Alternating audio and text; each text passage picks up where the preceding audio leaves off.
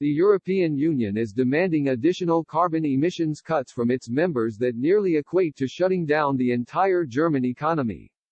Previously, the bloc was targeting a reduction in greenhouse gas emissions by 40% for the year 2030. However, it has since increased this to at least 55%.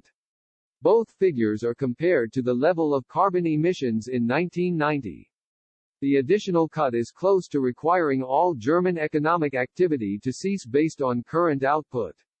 As a result of the increased figure, the EU is expecting its member states to cut carbon emissions by an additional 736 tons each year.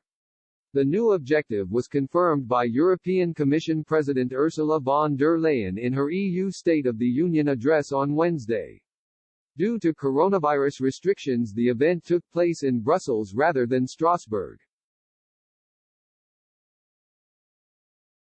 A draft of the Commission's policy said, "A climate-neutral transition can only be accomplished with contributions from everyone."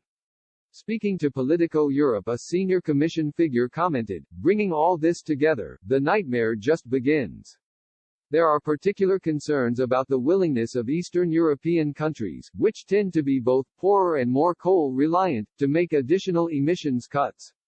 Hungary and Poland in particular have offered serious resistance to certain directives coming out of Brussels in recent years. Both countries are governed by nationalist-leaning parties, Fidesz and Law and Justice respectively. In her speech, Ms. von der Leyen said, "At the heart of it is our mission to become the first climate-neutral continent by 2050. But we will not get there with the status quo, we need to go faster and do things better."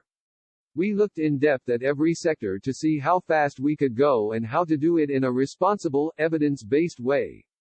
On this basis, the European Commission is proposing to increase the 2030 target for emission reduction to at least 55%.